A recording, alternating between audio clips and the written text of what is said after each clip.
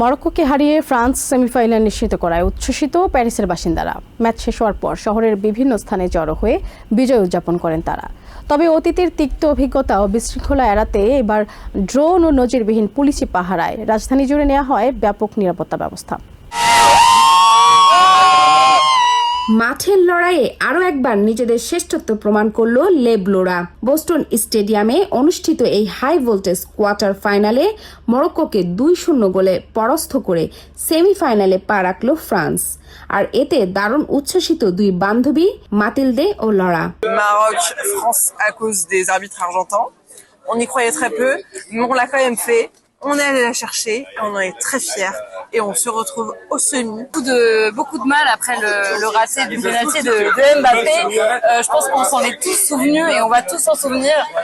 Maintenant, মরক্কোর বিপক্ষে শ্বাসরুদ্ধকর ম্যাচে শেষ পর্যন্ত জয় উপহার দেয়ায় এমবাপেকে মেসির আগে রাখছেন প্যারিসের বাসিন্দা George. The match was lacking a bit of intensity, but basically we won the game and it's the most important. ফ্রান্সের নাগরিক হলেও লুক্সেমবুর্গে বসবাস করেন জুনায়েদ। সেখান থেকেই পুরনো বন্ধুদের সঙ্গে শুধুমাত্র ফ্রান্সের ফুটবল ম্যাচ উপভোগ করতেই প্যারিস এসেছেন তিনি।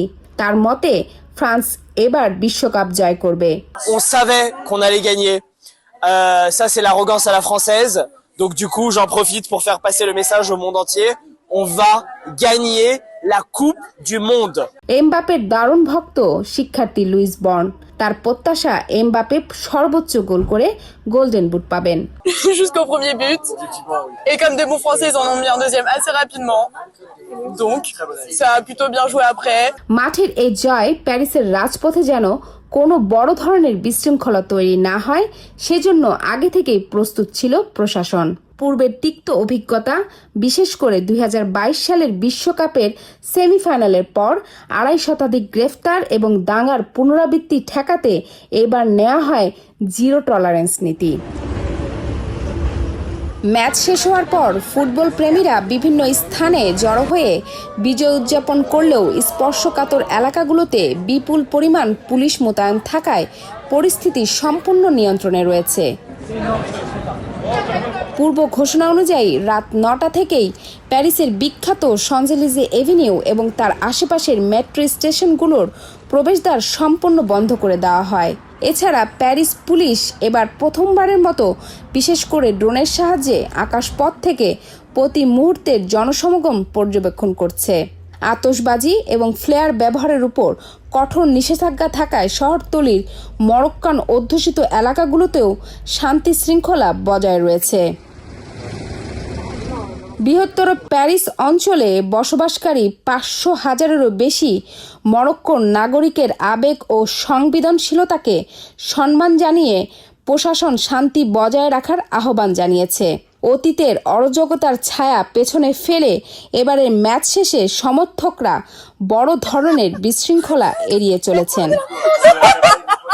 মাঠের ফুটবলে ফ্রান্সের এই দুর্দান্ত জয় নিশ্চিতভাবেই ফরাসিদের সেমিফাইনালের আমেজকে বাড়িয়ে দিয়েছে। তবে মাঠের বাইরে আসল জয়টি কিন্তু ছিনিয়ে নিয়েছে প্যারিস প্রশাসন। তারা তাদের কঠোর পরিকল্পনা ও উচ্চ প্রযুক্তির মাধ্যমে একটি উচ্চ ঝুঁকিপূর্ণ ম্যাচ পরবর্তী রাতকে শান্ত ও নিরাপদ রাখতে সক্ষম হয়েছে। আগামী ম্যাচগুলোতেও এই নিশ্ছিদ্র নিরাপত্তা বজায় থাকবে, এটাই প্রত্যাশা। Sheikh Samira, TVN 24, Paris. New York থেকে সম্প্রচারিত TVN 24 টেলিভিশন বিশ্বজুড়ে বাঙালির কণ্ঠস্বর।